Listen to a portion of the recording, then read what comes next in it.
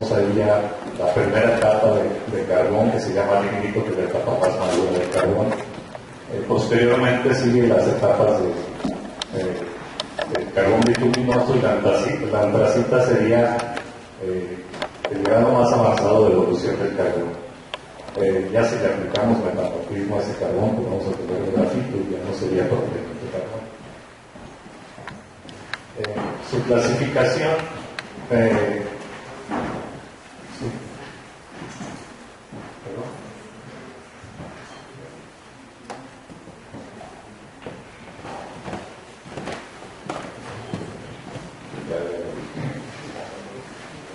clasificaciones para el carbón hay muchas, vamos a exponer nada más tres, que son las más comunes, por decirlo de una forma, porque cada país tiene su propia clasificación. Por su origen tendríamos dos tipos de carbón, los húmicos y los apropélicos. Los húmicos serían aquellos que se forman en el mismo lugar donde estuvo la materia vegetal originalmente, y su característica principal es que está formada por restos orgánicos vegetales superiores. Me refiero a troncos, ramas, raíces, tallos, y obviamente tiene también hojas y otros elementos menores, pero realmente la característica principal es que son vegetales superiores.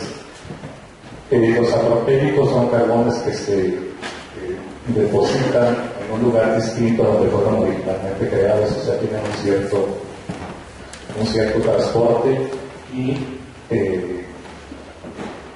tenemos aquí, por ejemplo, una muestra de mano. Si ustedes ven una muestra de mano de carbón y ven que el carbón presenta fragmentos vítreos intercalados con bandas vítreas intercaladas con bandas, digamos, más opacas y arenosas, estamos muy seguros de que va a ser un carbón de tipo húmico.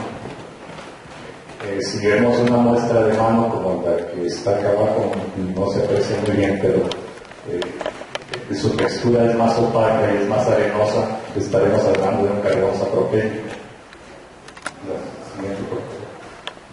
Otra de las clasificaciones fundamentales o básicas, la más facilita sería por su uso, o sea, los carbones pueden ser térmicos, o sea, para generación de energía eléctrica básicamente, y metalúrgicos, utilizados para la fabricación del acero.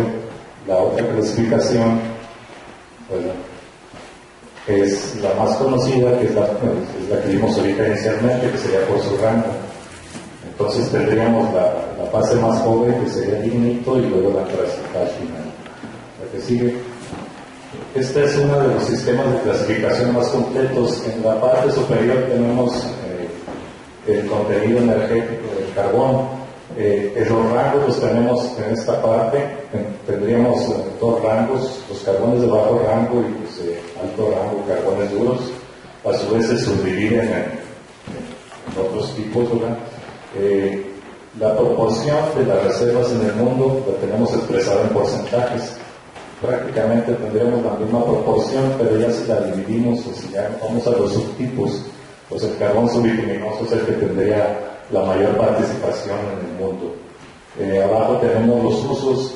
Prácticamente todos se utilizan para la generación eléctrica, salvo los metalúrgicos, que también se pueden utilizar para generar electricidad, pero sería un desperdicio utilizarlos en eso. En México lo hacemos, pero son por características propias del mercado, más que otra cosa. La que sigue. Entonces, ¿cómo podemos saber qué tipo, cuál es el origen del carbón, o qué rango tiene, etcétera? Bueno, nos basamos en la identificación de los componentes básicos del carbón, que vienen siendo inorgánicos, todo lo que son arenas, limos, arcillas, etcétera, que se mezclan en la composición del carbón, y los componentes orgánicos, que son los macerales. Los macerales son el equivalente a los minerales de las rocas. En este caso, tenemos tres grupos principales de macerales, están expresados aquí en esta, son vitrinitas, inertinitas y leptinitas.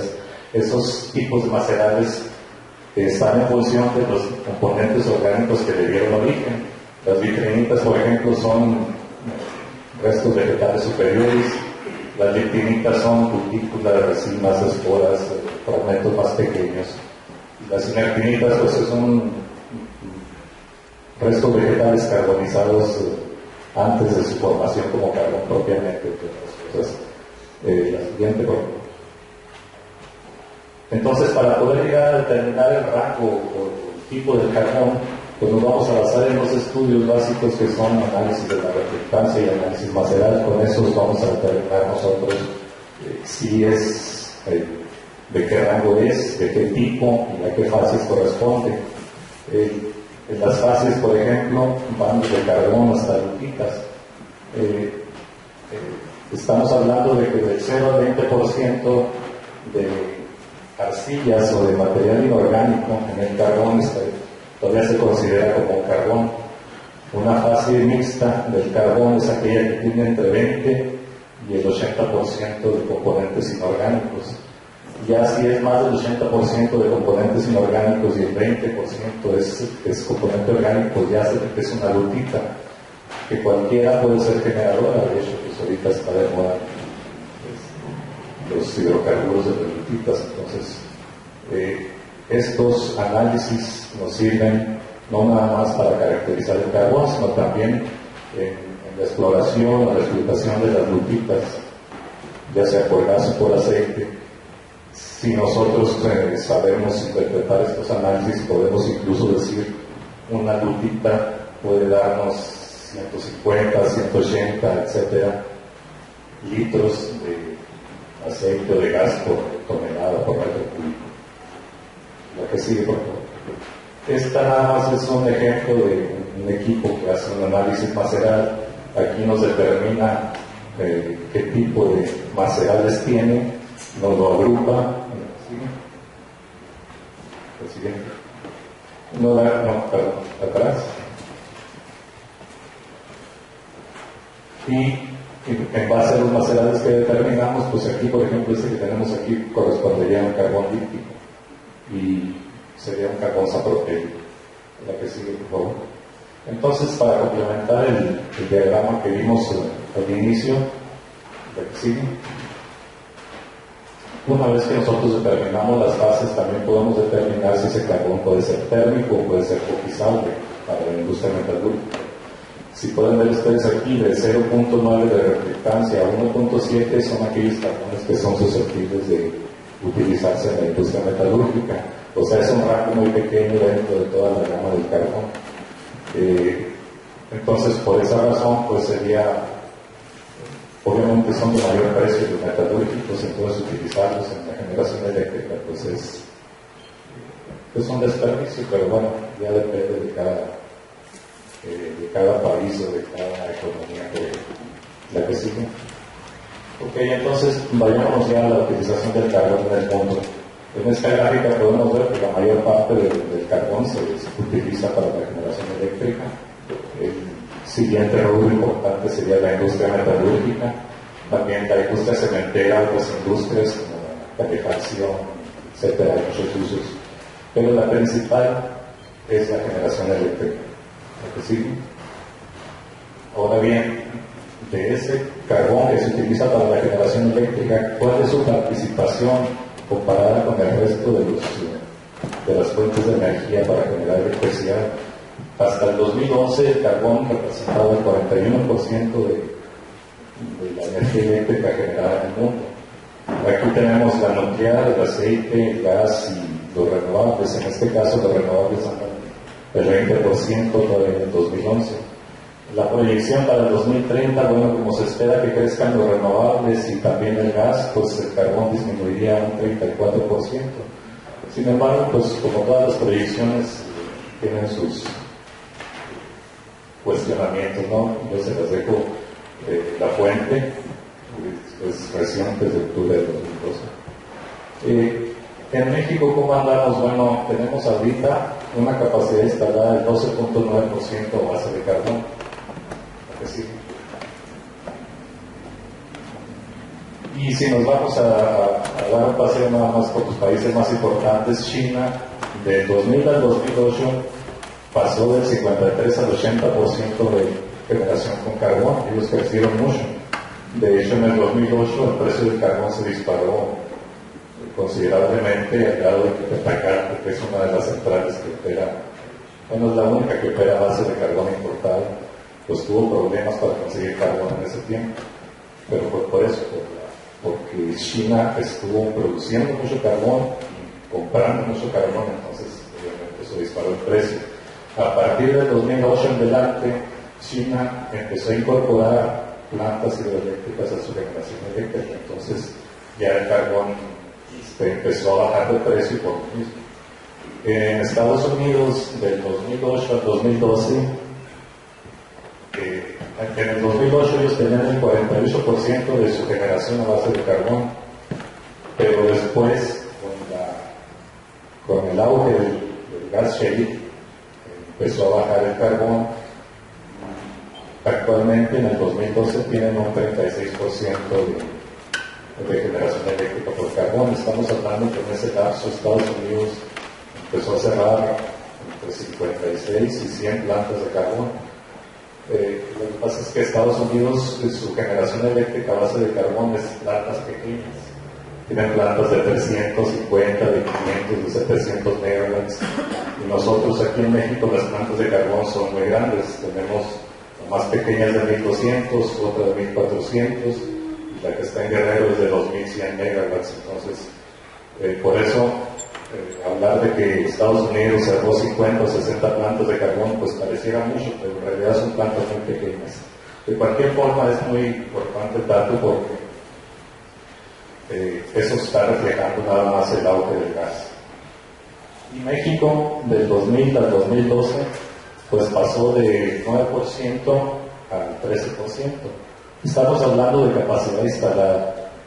¿Esto qué significa?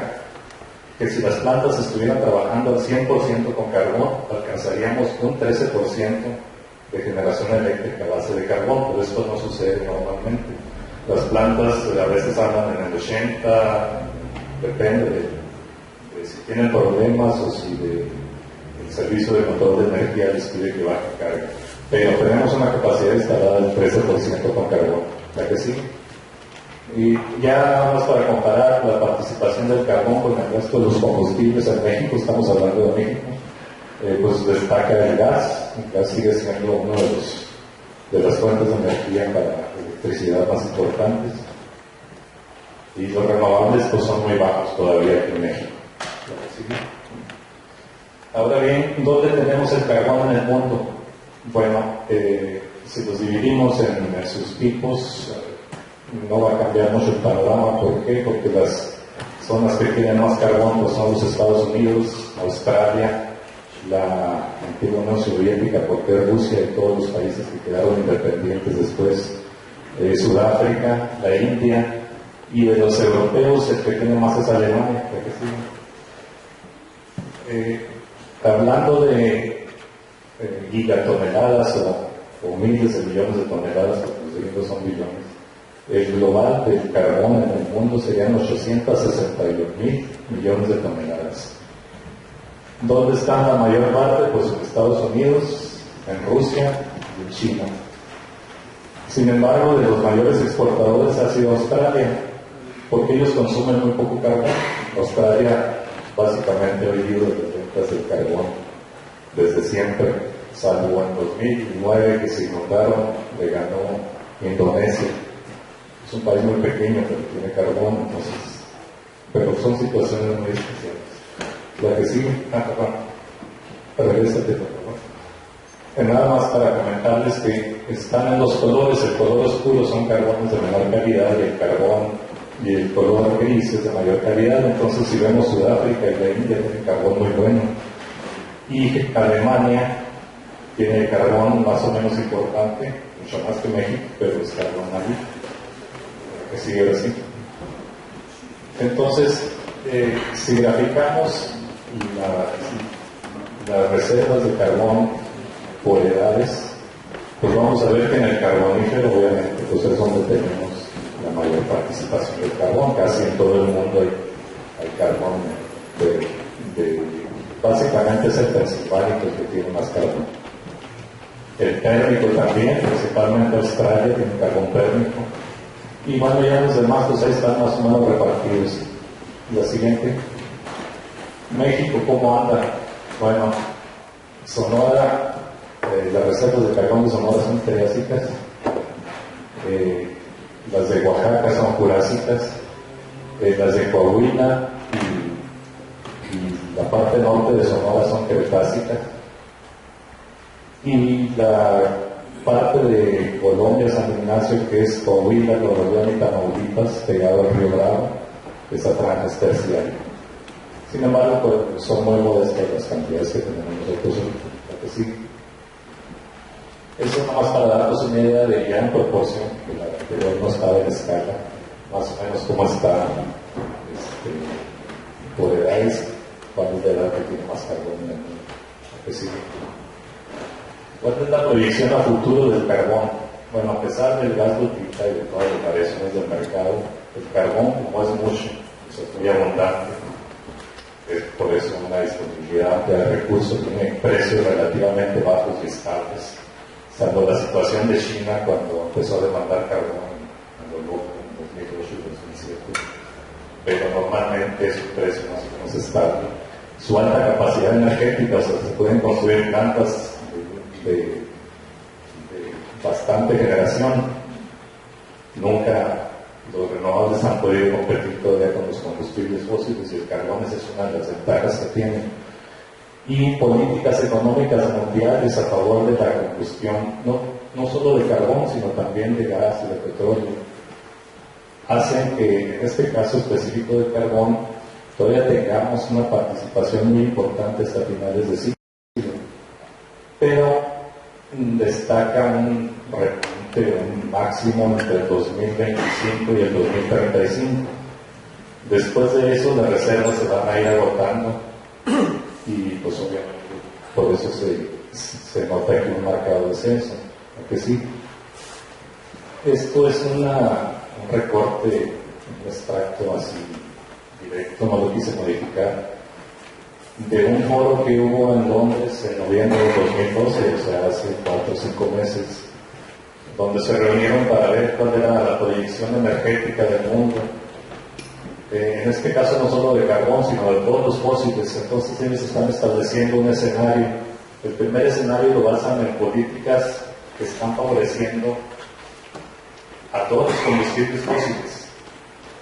Y ellos dicen, en el 2011 hubo subsidios en todo el mundo por 523.000 millones de dólares para combustibles fósiles, carbón, gas, petróleo, etc.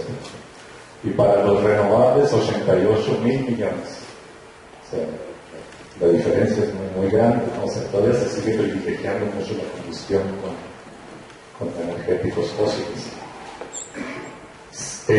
Ahí se planteó un escenario donde dijeron, no, vamos a entrarle más a los renovables. Por eso ellos están marcando que si las tendencias siguieran por un escenario más eficiente ambientalmente, ecológicamente, pues tendríamos una reducción de todo esto, o sea, de carbón, 1.300 millones de toneladas, petróleo, gas y otros, entonces bajaríamos esto. Sin embargo, lo que ellos concluyen es que los síntomas de un sistema de energía insostenible persisten. ¿Por qué? Porque no se da, en la práctica no se da.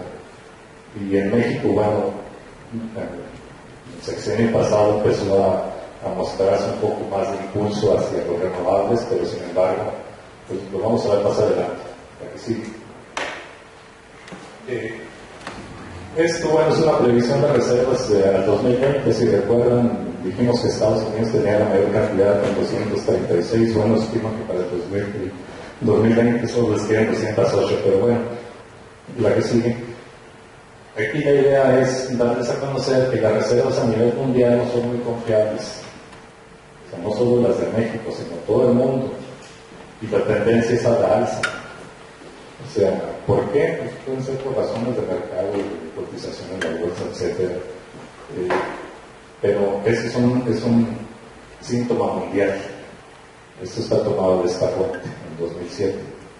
Y aquí dice que se estima el incremento de la producción de carbono del 30% en 2025. Entonces, más o menos andamos de acuerdo con la gráfica que les mostré anteriormente. ¿Sí?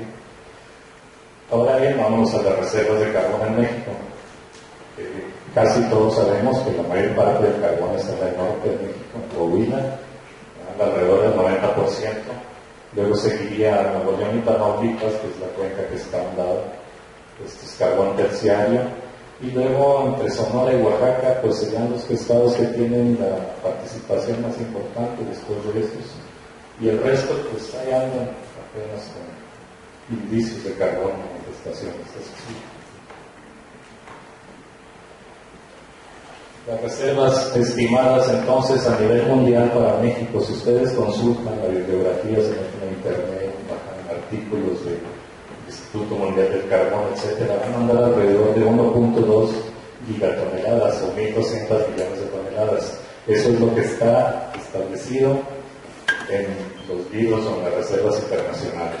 Entonces vamos a tomar ese número, ténganlo en cuenta para más al rato, porque va a ser el punto de partida de cómo andamos nosotros en México. ¿Sí? ¿Cuáles serían las consideraciones que tenemos que hacer para meternos al tema de las reservas? Bueno, el primero es la estimación del cálculo de reservas casi siempre ha sido motivo de controversia entre el que las da, pues el que dice cuántas reservas hay y el que las explota. O sea, normalmente el área de producción siempre le va a decir al geólogo, no es cierto, tú me dijiste que había 100 millones y nomás hay 50. Y el geólogo le va a decir, no, si hay las 100, es que tus técnicas no son las más adecuadas. Esa siempre va a ser un motivo, y no nada más en cálculo, creo que eso es en todo. Ahora, el enfoque del geólogo es particularmente importante en la determinación de las reservas, también no solo de carbón. Voy a hacer un paréntesis nada más para explicarles en mi caso particular. Yo en el carbón empecé al revés, o sea, empecé al final de la cadena de producción del carbón, o sea, donde se recibe el carbón para quemarlo. Entonces ahí, en esa parte, tú ves cuáles son las necesidades del área de producción y cuál es la problemática que tienen los productores para poder entregar carbón bueno y en cantidad suficiente. Les puedo decir así brevemente que las reservas que se evaluaron para la región norte de Coahuila estaban, bueno, decían que alcanzaba para 3 o 4 plantas de carbón. Sin embargo, desde el 91, la empresa principal que suministra el carbón a CFE no pudo completar los contratos por cantidad, no tanto por calidad. Entonces, eso a partir del 91 empezó a obligar a incorporar carbón metalúrgico a la generación eléctrica. Por eso les decía, pues es un desperdicio. Sin embargo, si no hay mercado para el carbón metalúrgico, pues para que lo quemen en la generación eléctrica. La sobreestimación de los depósitos, como ya vimos ahorita, es reconocida mundialmente, o sea, no es caso mexicano nada más. Y, por ejemplo, espesores para el carbón que convencionalmente se utilizan para meterlos como reservas. Vamos a decir que a lo mejor un promedio el mínimo son 60 centímetros de espesor de carbón para que lo puedas considerar como recuperable. Sin embargo, ya en la práctica, pues lo recomendable es de 0.8 a 1.2 metros para poder recuperar ese manto. En la práctica también hemos encontrado estimaciones con mantos hasta de 20 centímetros, y pues obviamente eso difícilmente lo vamos a recuperar. No deberíamos de incluirlos en las reservas. Debemos de tener esas consideraciones, ¿no? Que siguen. Y después de esto tendríamos que ver cuáles son las pérdidas de minado y bueno, por consiguiente cuáles serían los mantos abandonados. Pero las pérdidas por minado dependen de si la explotación es por obra subterránea o es a cielo abierto. Se supone, en el mejor de los casos, que si es a cielo abierto vamos a tener pérdidas únicamente del 5%, o sea, vamos a recuperar el 95%, lo cual en la práctica tampoco es, pero bueno, eso es lo convencional. Si es obra subterránea tenemos pérdidas hasta del 35%. Sí. Y hay otros factores que están relacionados con la complejidad geológica que le van a dar más fuentes de incertidumbre a las reservas. O sea, si nosotros estamos evaluando un yacimiento, un depósito, perdón, de carbono, pues tenemos que tener todas esas consideraciones. En este caso, la que sigue, por favor. Si nosotros estamos evaluando un sitio y nuestra densidad de información, llamémosle barrenos, no es la suficiente, no es la óptima para poder determinar, y con este barreno corté un manto y con este otro barreno corté un manto a la misma profundidad, pues a lo mejor la lógica dice que es el mismo, ¿no? Pero va a depender mucho de la complejidad geológica del sitio, y si no tenemos información, vamos a tener zonas donde sí podemos decir con más certeza que sí esas reservas están siendo confiables, pero vamos a tener puntos que difícilmente podríamos o deberíamos incorporarlos a las reservas probadas en este caso. Entonces, si no podemos hacer barrenos aquí, o no tenemos datos suficientes para cerrar más esa malla de exploración, pues tenemos que incorporar técnicas.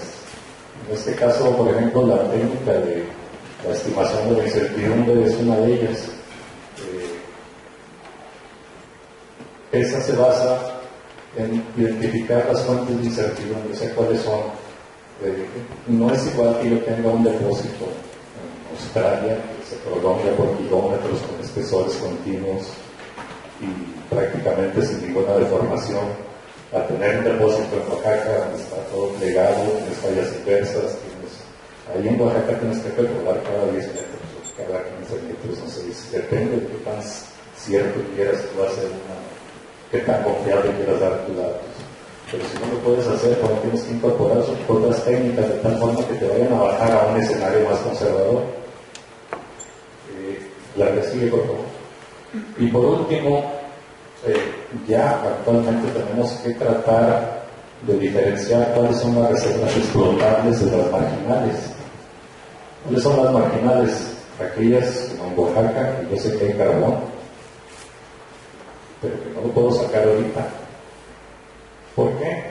O sea, mejor porque no estoy seguro de que tenga continuidad del manto, o porque se encuentra en una zona de coníferas, que sí es un aspecto ambiental, que no lo voy a poder explotar con un tajo, o porque estamos en una zona donde socialmente el propietario tiene una arraigo muy particular de la tierra y no me va a dejar entrar. Entonces son cuestiones que nosotros tenemos que dejarlas muy claras en una estimación de reservas. O sea, no podemos decir, pues hay tanto carbón, ok, sí hay, pero esta parte es explotable y esta es marginal. ¿Por qué es marginal? Por esto, por esto, por esto. Si no lo hacemos de esa forma, vamos a caer en errores, vamos a favorecer o propiciar que se malinterpreten nuestras consideraciones, ¿no? O sea, tenemos que dejar bien claro qué es lo que realmente puedo obtener yo de un lugar, de un sitio. La que sigue. Ok, entonces, obedeciendo a un programa que tenía comisión de reconvertir centrales de combustorio a carbón, el combustorio es más contaminante todavía que el carbón, y más caro. En el 2009 empezamos a explorar carbón y empezamos en la zona de Sonora. Se hicieron estudios regionales en 5 zonas, que son estas que están aquí, la que sigue, y al final decidimos concentrarnos para una etapa de exploración más detallada en Santa Clara. Aquí hicimos una campaña de exploración más intensa, la que sigue, y determinamos que en Santa Clara tenemos reservas recuperables de 3.32 millones de toneladas. Se antojan muy pocas. Para darles una idea, una central de Coahuila quema 5 millones al año. Entonces tenemos aquí nomás 3 millones. No quiere decir que no haya más carbón. Sí hay, pero para poder determinar si hay más carbón, yo necesito invertir mucho más en exploración y a lo mejor caería en que hay carbón pero está muy profundo, o no lo voy a poder sacar a final de cuentas porque la topografía es muy abrupta, no puedo hacer tajos, cero de la subterránea, etcétera. Entonces todas estas consideraciones hay que darlas. La que sigue. En Oaxaca y Sonora en el 2012 hicimos después otra campaña de exploración y ahí nos concentramos en Oaxaca, en este caso en Tlaxiaco, San Juan Ixtepec y Tezotlán. Ahí ya no nos metimos tan a fondo de evaluar el depósito. Nos concentramos en un sitio que es Tezotlán. En Tezotlán hay varios todavía dentro de esa zona. Sí. Allí hicimos una exploración donde estudios previos de exploración directa, o sea, barrenos que se hicieron hace 30 años, los ubicamos a un lado, hicimos un barreno gemelo, de tal forma que pudiéramos ver si la información que estaba consignada en esos informes previos podíamos validarlas. En resumen, les puedo decir que los barrenos que hicimos a un lado coincidieron en el número de mantos que había, coincidieron en las profundidades que estaban los mantos, coincidieron en los espesores también, o sea que fue un trabajo bien hecho. Donde hubo diferencias fue en la calidad básicamente. ¿Por qué? Porque el índice de recuperación de la perforación en aquel tiempo fue muy baja. O sea, la recuperación andaba en el orden del 45%, según los informes. Y eso, pues, cuando tú no tienes una buena recuperación, pues tienes que inferir muchos parámetros. La recuperación de nosotros fue del 95%. Casi nunca llegamos a esa, pero ahí sí. Pero fue una buena experiencia porque nos permitió básicamente analizar todo el tramo de carbón que no se pudo recuperar hace 30 o 40 años. Eso nos bajó la calidad del carbón que se consignó anteriormente. Estamos hablando de que llegamos a determinar 3.180 calorías por gramo. Es una medida energética del carbón. Pero los estándares de generación andan en 4.200 calorías, entonces está un poquito bajo. ¿Esto por qué? Bueno, porque había mantos que se estaban consignando que tenían 2 o 3 metros de espesor. Y como no tuvieron buena recuperación, especialmente en la zona de carbón, pues se esperaba o se infirió que todo eso tenía esa misma calidad. Pero ya sacar o recuperar exactamente eso, pues ya vimos que era como el carbón de la lámina inicial. O sea, tenía bandas vítreas que eran carbón de buena calidad, y luego bandas más opacas, pues son cenizas, es material inorgánico que baja obviamente el poder calorífico. Entonces, en términos generales, pues ya nos decidimos invertirle más a estos sitios. También sabemos que hay carbón, pero ahí se complica un poco más la cosa, porque estamos en Oaxaca. Para empezar, la minería en Oaxaca es muy incipiente, porque no nos permiten. Los nativos de Oaxaca tienen un especial arraigo a la tierra. Y bueno, difícilmente van a permitir que lleguen compañías y les destrocen todo eso. Y que bueno, ¿verdad? Porque pues están en su derecho. Entonces, ese es uno de los aspectos. Otros aspectos es que la mayoría del carbón en Oaxaca está debajo de bosques de coníferas. Entonces también debemos partir de eso de ecología. Entonces ya nomás nos queda meternos por obra subterránea. Pero obra subterránea, condiciones así de metamorfismo, o sea, zonas muy plegadas, áreas inversas, es prácticamente nadie le va a entrar. ¿Cómo se van a meter ahí? Pues cuando necesitan sacarlo, se van a meter como gambusinos, como ya hacen en Sonora y como ya hacen en gran parte de Coahuila, porque una explotación sistemática ahí pues se acaba la ecología, o mejor no lento, ¿verdad? Lo que sigue. En Cabullona también nos faltó explorar en el 2010 la parte norte. Ahí la información era más vaga porque nunca se hizo un estudio así más detallado.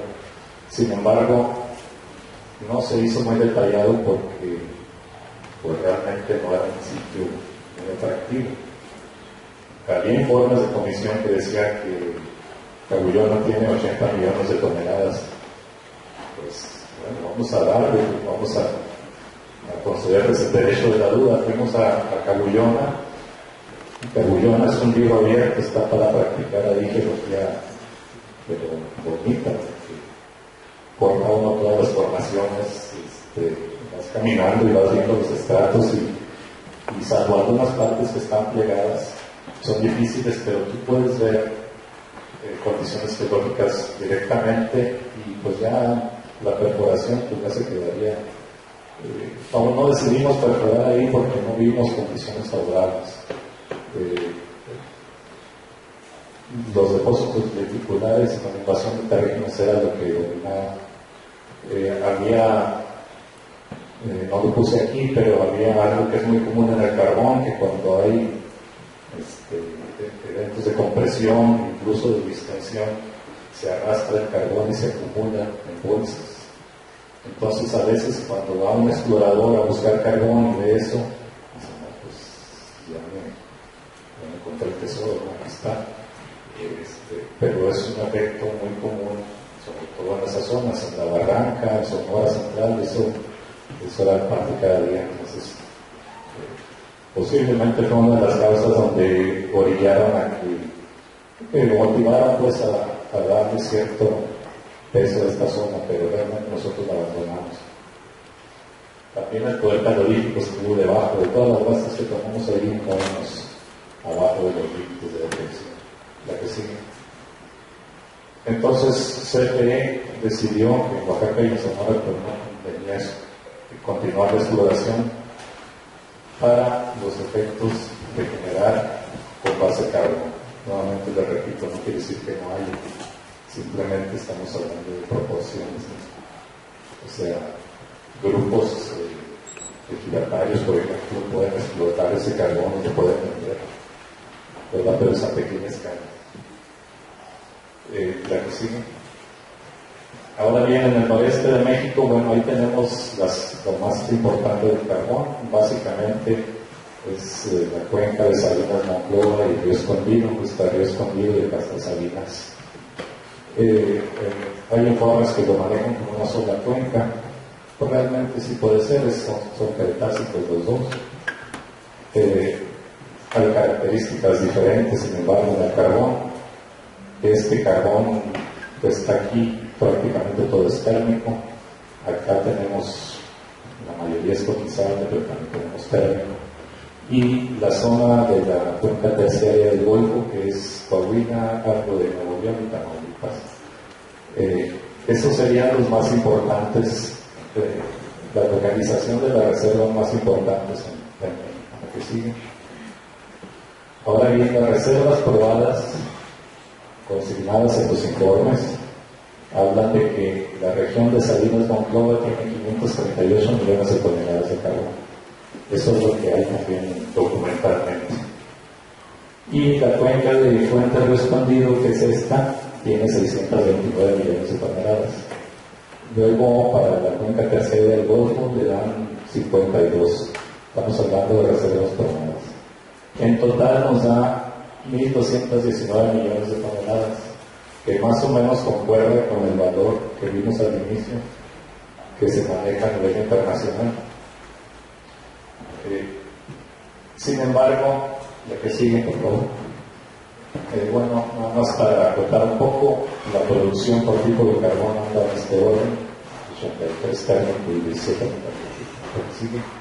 Pero la mayoría se va a las dos centrales de CFE. O sea, casi todo lo que se produce ahí se va para allá. La que sigue.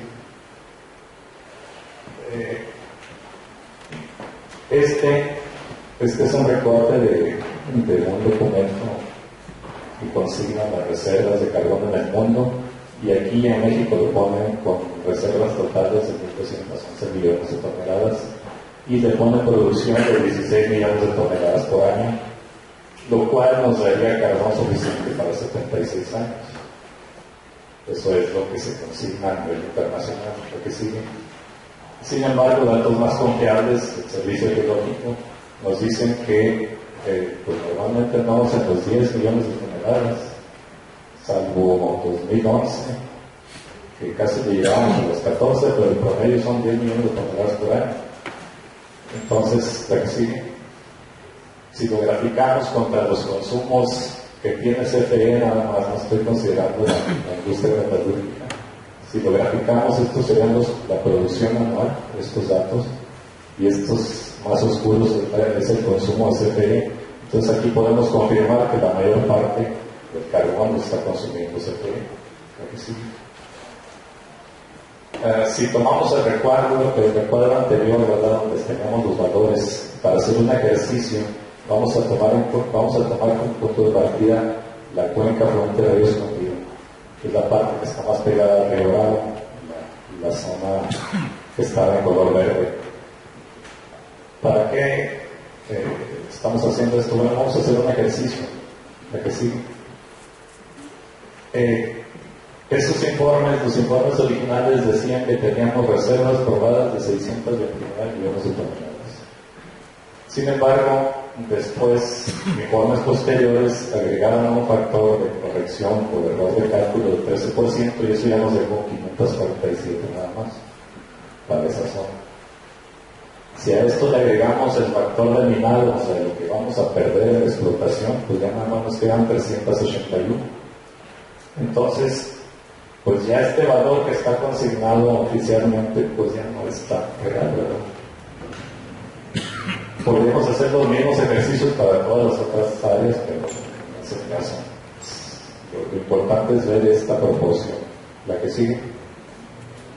Ahora bien, en esta zona de la única fuente Río Escondido, el consumo, desde 1980, que empezó la producción de electricidad con carbón ahí, hasta el año pasado fue de 150 millones de toneladas.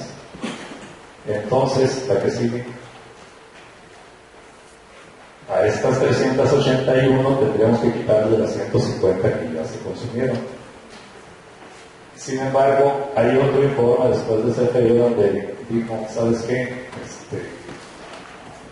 Estoy considerando mantos que realmente no van a ser posible recuperarlos.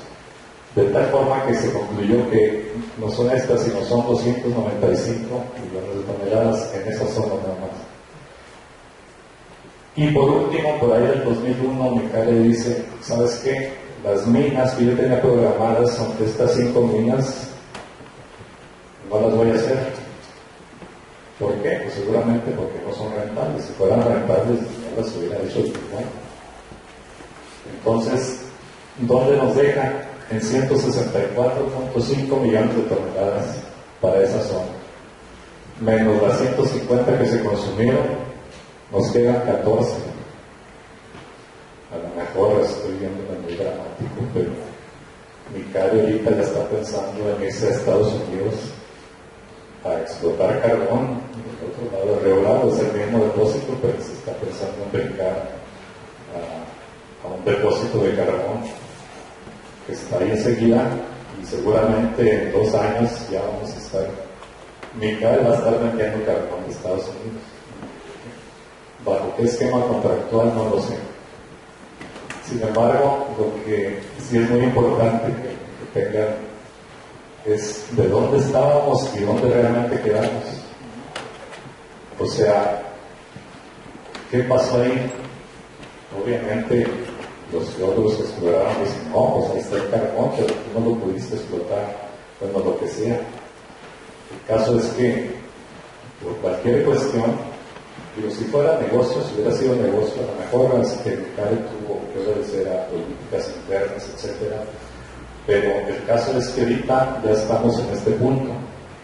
Estamos en el punto en que Micale ya está por terminar su producción, va a tener que dedicarle, o va a tener que explorar un poco en zonas adyacentes para ver si hay carbón que le resulte rentable. Entonces, vámonos a la siguiente para ver.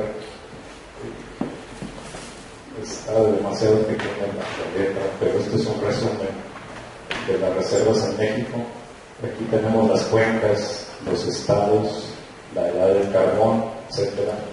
Pero vamos a concentrarnos en la última columna, lo que sigue, por favor. Entonces, en la cuenca Fuente Río Escondido, teníamos 164 millones de 547 que quedaron después del error de cálculo de la corrección. En la cuenca de Sabinas Monclova, tenemos reservas de 538 millones de toneladas. Se maneja que esas son las reservas recuperables. Yo personalmente lo dudo, porque si mi CARE, con toda la experiencia y toda la tecnología y recursos de 600 quedó en 160, pues yo no puedo esperar que Sabinas Monclova, que tiene una problemática más particular, que no está sistematizada, que hay explotación muy irregular, entonces difícilmente yo considero que podamos mantener esa cifra como válida para esta zona. Esa es una opinión muy particular, pero me estoy basando en hechos reales, lo que pasó en la otra subcuenca. Entonces, a final de cuentas, la cuenca tercera del Golfo, de las 52 probadas, ahorita solo se puede decir que podríamos pensar en 15 millones de toneladas, porque las otras ya están, difícilmente se van a explotar por la zona de uso de suelo. O sea, estamos hablando de toda la franja de Nuevo Laredo, Colombia. Este es un sector industrial que ya se expandió tremendamente y hay parques, vamos, es muy difícil que permitan una explotación, y ahí tiene que ser por bajo porque el carbón está muy somero. Entonces tendremos que quitar a todos los que están ahí estacionados, establecidos, pues eso es difícil. Entonces podríamos hablar nada más de 15 millones de toneladas. Bueno, ya las demás pues son reservas muy pequeñas. El caso es que aquí nada más en unas fórmulas muy simples hice la que sigue. Quise exponerles pues que realmente todo esto, salvo lo de Sabinas Monclova, nos da 188 millones de toneladas, menos lo consumido nos quedan 38. A esto habría que agregarle la incógnita que tenemos en Sabinas Monclova. ¿Cuánto vamos a tener ahí? No lo sé, eso se los dejo ahí para que lo mediten, considerando el caso anterior de acá arriba. La que sigue. Y bueno, los factores adicionales que hacen más complicada la explotación de Sabinas, pues son, así gráficamente son estas, ¿no? Este es mi CARE, esta es la mina que tienen ahorita en explotación. Esta foto es de noviembre del año pasado. Como pueden ver ustedes, es un sistema de tajo completamente ordenado, bien planeado. Y estos de abajo pues son la forma en que se explota el carbón. No es general, ¿verdad? Obviamente en Sabinas hay compañías mineras, también mi CARE tiene participación ahí en Sabinas, pero hay otras compañías grandes, medianas, que tienen buena planeación. Pero también tenemos mucha explotación informal, irregular. ¿Eso qué ocasiona? Pues que si tú tienes un manto pero lo explotas irregularmente, vas a dejar muchas zonas, vas a desperdiciar mucho porque no puedes llegar a todos lados. Entonces difícilmente una compañía va a querer entrar después a sacar eso, a menos que esté somero y que le convenga hacer un tajo, ¿verdad? Pero lo complica bastante, ¿no? Ese sistema. Lo mismo pasa en Sonora. Estos son ejemplos en San Javier. Es un municipio que está en la zona de la Barranca y en Sonora, y pues también esos sistemas son muy rudimentarios, ahí sí, completamente rudimentarios, ahí no se puede de otra forma prácticamente. Ya por último, para platicar un poquito del estado del arte, bueno, ya dentro de lo que nosotros tenemos más trabajado es la combustión con carbón. Sabemos que las plantas de energía eléctrica, si les aumentas la eficiencia, vas a emitir menos contaminantes. ¿Cuáles serían los contaminantes? Bueno, los procesos que están aquí, ¿no? Los óxidos de nitrógeno, de azufre, el CO2, metales, etc. Sí. Entonces, ¿cuál sería el estado del arte a nivel mundial? Bueno, si partimos de que las plantas más obsoletas son las subcríticas, o sea, son plantas que funcionan con carbón pulverizado, pero no régimen subcrítico. De ahí las que siguen son las supercríticas. O sea, plantas que ya tienen una combustión que les permite elevar presiones y temperaturas de tal forma que pueden generar la misma cantidad de energía que una subcrítica, pero con menos carbón. Al consumir menos carbón, obviamente, pues generas menos contaminantes.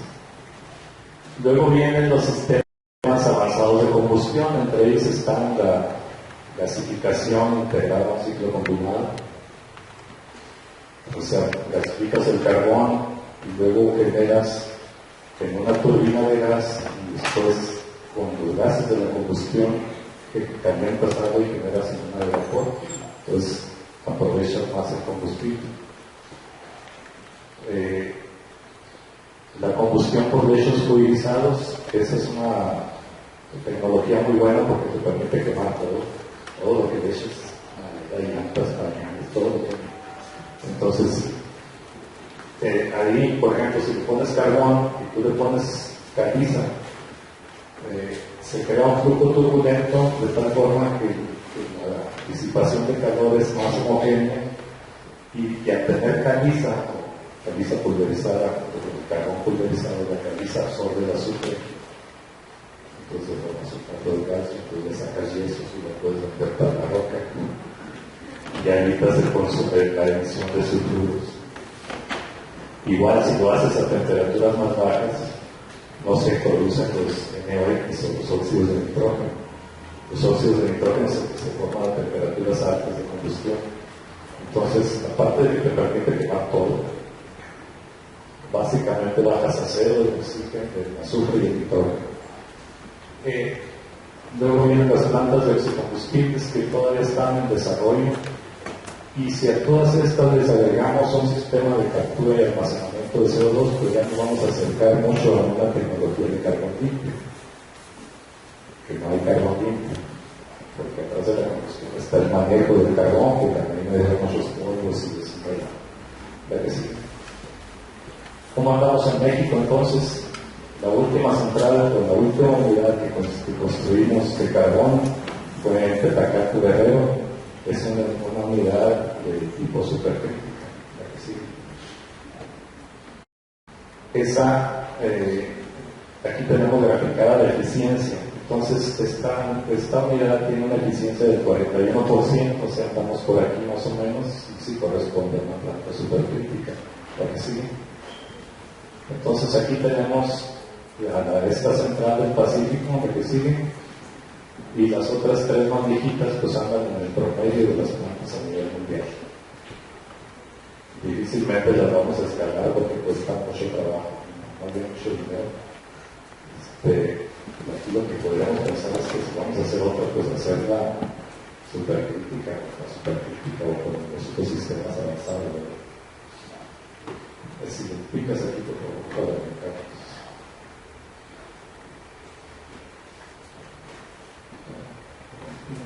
Más adelante es lo que les expliqué ahorita de los lechos fluidizados, que se inyecta caliza desde el inicio del proceso. ¿Sí? Esta es la gasificación del carbón, es un gasificador. Aquí pones carbón y oxígeno y tienes un gas. Esta tiene la ventaja de que al producir el gas puedes sacarle todo el CO2 al carbón, entonces ya no vas a emitir CO2 en la. Es una de las ventajas de este sistema. Ok, entonces ya, ¿cuál sería la proyección en el sector eléctrico? Estamos hablando de carbón, ¿verdad? Del 2000, en el POISE o el programa de inversión del sector eléctrico, en el 2011, estamos hablando de hace 2 o 3 años, se estaba considerando que las centrales basadas en carbón podrían resultar competitivas. Y se planeaban 4 plantas de 700 megawatts, como la que vimos ahorita, de PKK, incorporando estos sistemas, ya sistemas más avanzados. Eso era lo que se planeaba hacer en el 2011.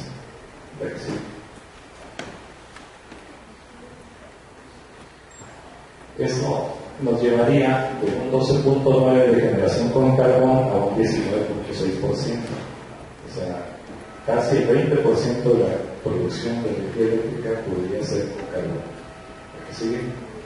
Sin embargo, en el 2006 ya se fueron, o se pensó en dejar la participación del carbón un máximo del 15%. Ya no hablaban de que vamos a construir una planta de lo máximo que vamos a llegar es al 15%. Y aquí ya aparecía en el mismo programa la oferta de gas. ¿Sí? ¿Por qué? Porque en el 2008 estaba la crisis energética que causaron los chinos, el carbón se fue muy alto y el gas también. Sin embargo, ya para el 2011, esta línea azul es el gas y esta línea roja es el carbón. La escala es dólares por millones de BTUs, unidad energética. Aquí lo que importa no tanto es esto, sino que el precio del gas se va más abajo que el del carbón. Estamos hablando a nivel regional. Regional me refiero a Norteamérica. Eso no pasó en Europa, en Chile. Entonces, con base en esto, bueno, pues ya se limitó la planeación con carbón y empezó a verse lo del gas. ¿Sí? Y ya por último, en el 2013, o sea, esto ya estamos hablando de enero del 2013, ya con el nuevo gobierno, todavía no sale el juicio, yo todavía no lo he visto, pero ellos están hablando de, primero, de que hay un margen de reserva por encima del nivel internacional, o sea que tenemos capacidad para producir energía eléctrica de sobra. Sin embargo, también mencionan que ese margen presenta limitaciones. ¿Qué sigue? Y por último, ya habla específicamente de los recursos que tiene México de gas shale. Entonces, en esta gráfica se habla de la proyección del escenario en 2027 del Sistema Eléctrico Nacional. ¿Qué destaca en esta gráfica? Obviamente el gas, ¿no? Aquí tenemos actualmente esta participación en gas que vean hasta dónde se piensa llegar en 2027. El combustible lo piensan desaparecer y el carbón pues ahí lo van a mantener igual. Lo que llama la atención es que las renovables pues no se ve que vayan a tener mucho impulso. Entonces, este punto pues, es particularmente importante para ustedes, o sea, ya estamos fuera del carbón de ese término. Ahorita estamos en esto. ¿Qué tan conveniente es para México basar su sistema eléctrico en un solo tipo de combustible? Pues eso lo tenemos que analizar nosotros, a pesar de que tenemos reservas de gas aparentemente muy abundantes. El gas siempre ha tenido una volatilidad de precios muy alta, es de los más inestables que hay, aún cuando sea propio. ¿Qué pasa con el carbón? El carbón, en Petacán todo el carbón es importado, pero en Coahuila la mayor parte es nacional. Sin embargo, aunque es carbón nacional y lo producen mexicanos, se ajustan al precio internacional. Ellos, los productores de carbón, dijeron, ¿sabes qué? En el 2008 se fue el carbón para arriba y nosotros. Y sí, pues aumentaron el precio del carbón. ¿Qué pasaría con el gas? Pues algo muy similar. Digo, no somos independientes, vivimos en una economía globalizada. Aún cuando tengamos mucho gas y sea nuestro, pensar en tener toda la generación, casi toda la generación que después va a ser justo cuestionable, no al menos desde mi punto de vista. La que sí. Este extracto que pongo aquí es del 1 de marzo del 2013 y dice, esta es una declaración del director del Instituto de Investigaciones de Energía Eléctrica de Estados Unidos. Él dice que una vez que construyan todas las plantas de gas estarán amarradas con ellas por décadas y tendrán que pagar el costo de construir esas plantas. Este mismo director explica esto, de por qué muchas compañías en Estados Unidos todavía tienen sus reservas y no quieren dedicar mucho al gas.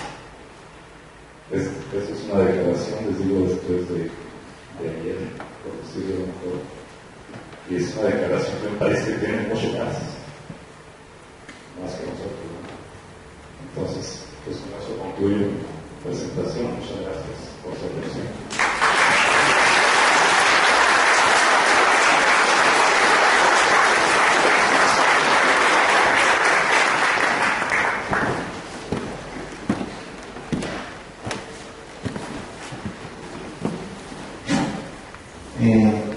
¿Preguntas? Adelante. Gracias. El carbón que está en la región carbonífera tiene gas también. ¿Cuál es el volumen que se tiene en gas de ese carbón? Bueno, todavía no está definido. Yo no te podría dar una cifra ahorita porque la exploración que ha habido ahí pues realmente es muy poca si la comparamos con la exploración que se debe hacer para avalar un yacimiento de ese tipo. Yo te diría que nos esperábamos todavía un poquito más de que madurara más la exploración ahí en esa zona. Sí hay bastante gas metánico asociado directamente al carbón y gas no convencional en erufitas. Entonces, habría también que diferenciar estos dos fuentes. Pero realmente, discúlpame, no tengo ese dato ahorita, pero es más que nada. ¿Otra?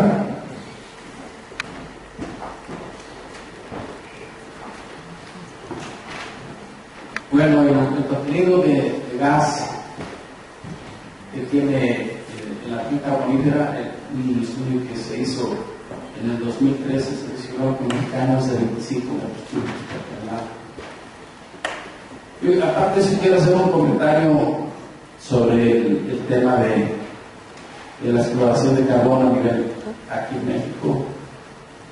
Yo creo que andamos muy atrasados si miramos a otros países que ya no están explotando el carbón a través de tajos, ni lo están haciendo ya con obra minera subterránea.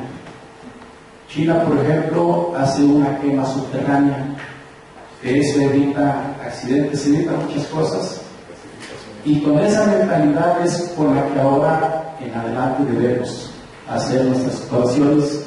Seguramente que nos traerán información muy satisfactoria en cuanto a las reservas que se incrementarán, ya que ellos están quemando mantos subterráneos a 200 metros de profundidad de 10 centímetros de espesor. Hacen su quema y lo conectan a las carbonéticas. Entonces, con esa visión, yo creo que es como ahora debemos emprender nuestras exploraciones por carbón aquí en México. Es mi opinión. Sí, no, completamente de acuerdo. De hecho, pensaba incluirlo dentro de las tecnologías de exploración de carbón y de producción. No me quise poner porque no estaba muy, bueno, aparte el tiempo es muy corto, ¿no? Y son temas muy extensos. Realmente la gasificación del carbón es una buena técnica, sin embargo también tiene sus condiciones adversas, sobre todo en la contaminación subterránea y las cuestiones de seguridad. Sin embargo, pues es una tecnología que sí va a poder ayudarnos a recuperar a lo mejor mantos que no eran, porque ya no son factibles de explotar con los métodos convencionales. Bueno, muy buena aportación, gracias. Sí, yo tengo otra pregunta, porque normalmente lo que sabemos, la estrategia con respecto a comisión puede ser muy buena con respecto al gas, porque en realidad lo que se conoce, o sea, se sabe que el carbón es el que produce más gas de todas las rocas madres, pero nada más conocemos los carbones que están en la superficie, o sea, no conocemos los carbones profundos, o sí se conocen en México los carbones profundos. Sí, de hecho se están haciendo trabajos también de exploración ya a profundidades más allá de las que se hicieron cuando se exploró esa zona de carbón, ¿verdad? Pero bueno, realmente digo, son pocos, o sea, realmente si vemos la zona y lo que se ha hecho, pues es muy poco todavía. Por ejemplo, lo que hay en Burgos, o sea, se sabe que, por ejemplo, todas las rocas madres de la casita, que son continentales, van a Burgos hasta 8.000 metros. No hay compañía en México que llegue a 8.000 metros para perforar. O sea, en realidad yo creo que no se está invirtiendo el dinero de exploración como debería de ser, porque se tienen reservas que son muy profundas y no conocemos. Bueno, sí, ya hablaríamos sobre la relación costo-beneficio, ¿no? Ahorita pensar en esas profundidades pues está complicado para nosotros como país y yo creo que a nivel mundial también. No me viene a la mente algún ejemplo de otro país. ¿Alguna otra pregunta?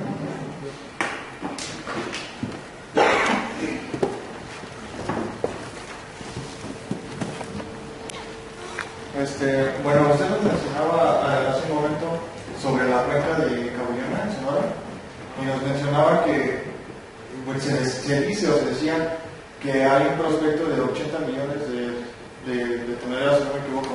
Así es. Y lo que, bueno, mi pregunta es, siguiendo con los comentarios de la exploración, es, ¿cómo saben eso? O sea, ¿ya tenían alguna bibliografía, sus estudios antes de que existían los 80, de que existen los 80 millones de toneladas? Y si es así, ¿por qué no se siguió la exploración? Usted nos dijo que no era más una prospecto. Sí. Pero originalmente, Comisión estudió esa zona para los 80. Sin embargo, los estudios de exploración pues, fueron superficiales, y lo que es superficial básicamente no se hizo nada de manera directa. Ese tonelaje se dio en base a los mantos que se identificaron en superficie y se ubicaron en toda la formación cintura, la formación de Cabullona que tiene el carbón, y pues más o menos dijeron la formación cintura tiene tantos kilómetros y yo tengo tantos mantos, entonces debo de tener reservas posibles de 80 millones de toneladas, pero eran datos muy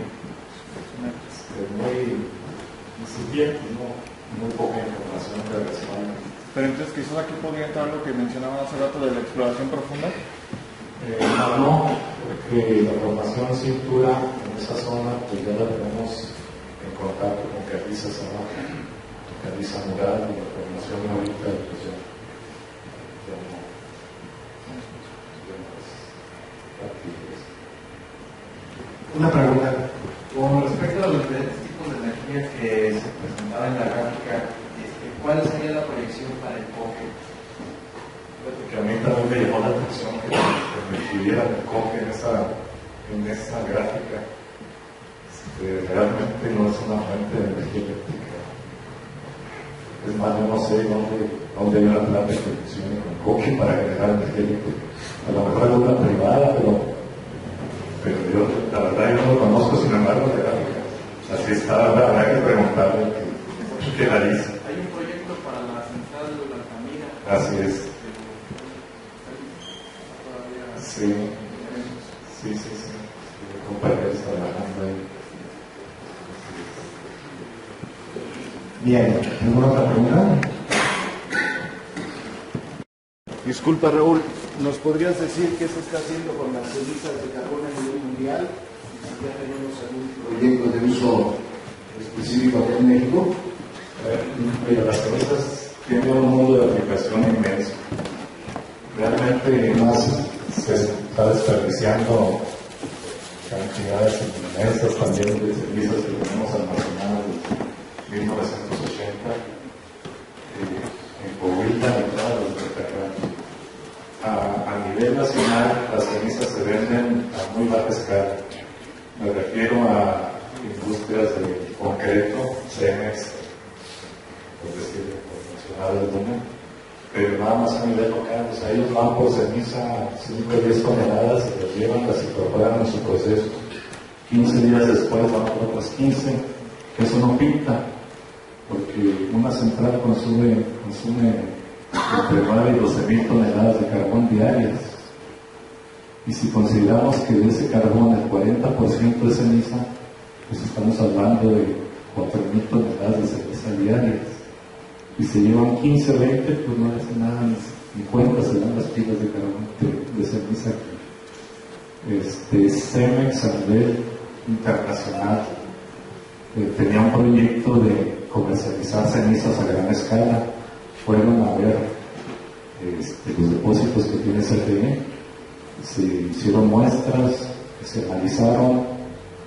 No les gustaban mucho las cenizas por la cantidad de inquemados de la ceniza. Los inquemados es la materia orgánica que no se quema en la combustión. Esta materia orgánica les provoca una reacción en el uso del cemento que pensaban dar. Entonces, mezclar esa ceniza con esos orgánicos iba a bajarles la calidad de su producto.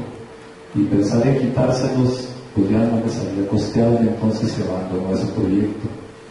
Otros usos que se trataron de dar para la ceniza fue el revestimiento de núcleos de arcilla para presa de otro. Nos mandaron muestras al laboratorio para que las analizáramos y pues funcionan bien.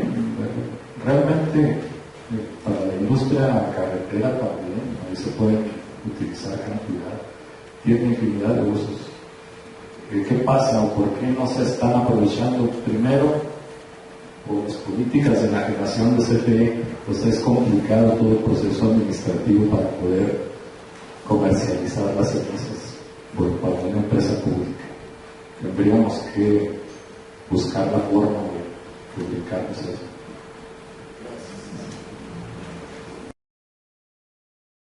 Francisco Yáñez Mondragón, me apoya con la entrega del diploma, por favor.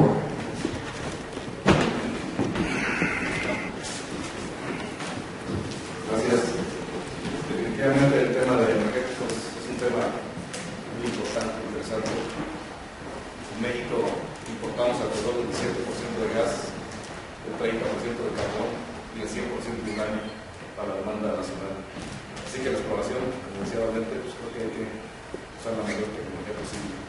Es 8 metros cúbicos